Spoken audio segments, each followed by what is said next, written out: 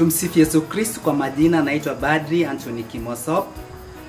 Mimi ni paroko wa Mtakatifu Benedicto na nawakaribisha muweze kutazama na kusikiliza toleo la pili ya kwaya yetu ambayo ni Nipende Kazi Yako. Barikiwa unapoitazama, barikiwa unaposikiliza. Ndugu yangu utakufa masikini.